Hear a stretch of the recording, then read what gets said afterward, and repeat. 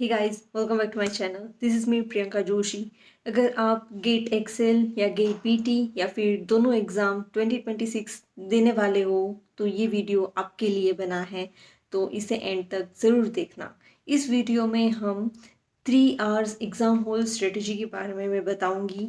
मतलब सिंपली मैं अपनी जो मैंने किया था वो चीज़ें मैं शेयर करूंगी आप लोगों के साथ और बताऊंगी क्या चीज़ें ध्यान में रखनी है, मिस्टेक अवॉइड करें और आपके एग्ज़ाम क्वालिफाई होने के चांसेस एकदम मैक्सिमाइज हो जाए। Alright, so let's get started. So मैंने अपना एग्ज़ाम जो दिया था 2022 में दिया था, तो मैंने GATE XL and GATE PT दोनों ही दिया था और दोनों ही फॉर्म भरे थे, तो मेरा एक ही दिन में दोनों एग्ज़ाम्स थे। आपके एग्ज़ाम को आप आसानी से एग्ज़ाम में अपीयर करके अपने जो अभी तक की मेहनत करी है उसको आप इम्प्लीमेंट कर सकते हो। ओके, अभी तक अगर आपने इतना पढ़ा है, इतनी मेहनत करी है, लेकिन आपने उस 3 घंटे में सही से एग्जीक्यूट नहीं किया तो फिर वो मेहनत वेस्ट जा सकती है।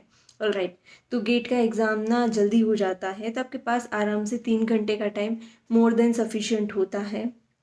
तो हम चीज़ें डिस्कस करेंगे, बताऊंगी मैं इस वीडियो में कि आपको क्या चीज़ें जो ध्यान में रखनी है। ओके, तो एग्ज़ाम जल्दी हो जाता है तो पहले आपके पास टाइम होगा। जैसे एग्ज़ाम में आप एंटर करते हो, एग्ज़ाम हॉल में आप जाते हो, तो आपके पास टाइम होगा, तो उस 3 घंटे में आप अच्छे से यूटिलाइज करें। हर एक क्वेश्चन को बारीकी से सही से पढ़िए। 2 बार एक क्वेश्चन को आराम से पढ़ना है, ठीक है।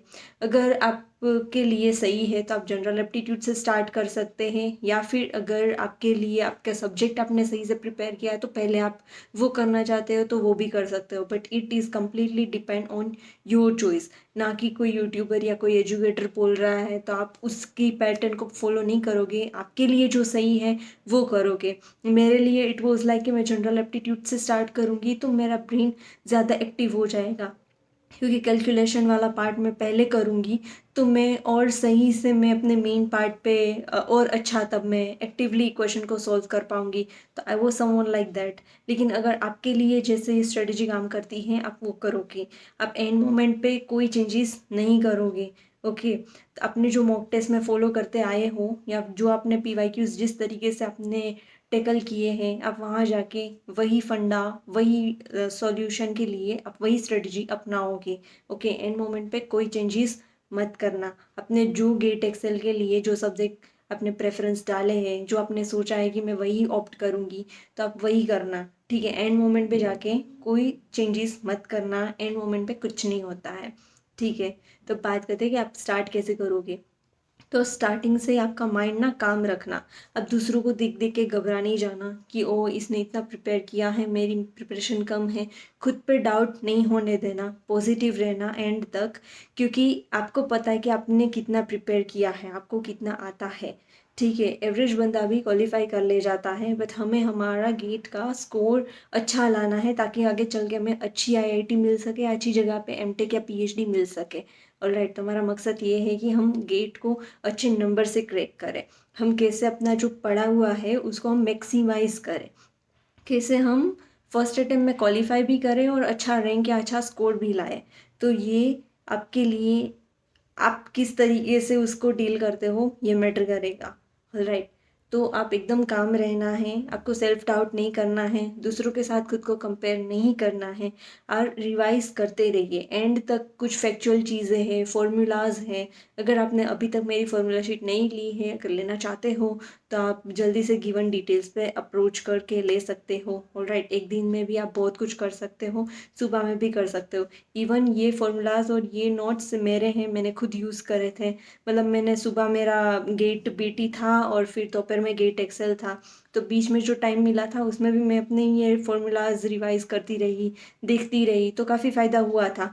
और मैंने खुद ही ऐसे देखा था कि मोर देन 15 to 20 मार्क्स के क्वेश्चंस यहाँ से आए हैं, इतने बन सकते हैं, तो why not to give it a try. All right, so you can have it your own and you can approach मी।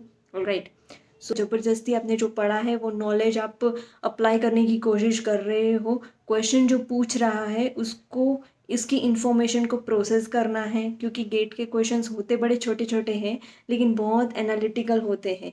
उसमें कुछ कुछ इन्फॉर्मेशन छुपी हुई होती है और उसका इंग्लिश भी हाई लेवल का होता है, तो उसको थोड़ा और समझना क्वेश्चन क्या कहना चाह रहा है, उसके बाद आप आंसर के थ्रू पहुंचना।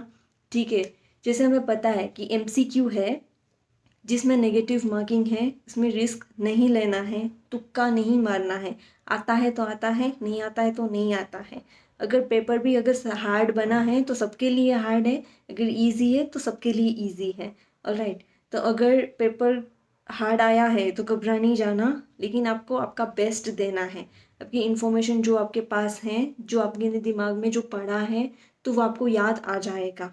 ठीक है, अगर एंड मोमेंट पे अभी आपको लग रहा होगा कि अच्छा मेरी प्रिपरेशन कैसी जा रही होगी, मैं अगर भूल गई तो मैं चीज़ें रट रही हूँ लेकिन भूली जा रही हैं, भूली जा रही हैं, तो ऐसा कुछ नहीं होगा। अगर आपने कुछ समझा है, अगर चीज़ें आपने समझ के पढ़ी है या आपको आता है, तो आपको वहाँ पे भी याद आ जाएगा। ठीक है, तो उसकी चिंता ना करो।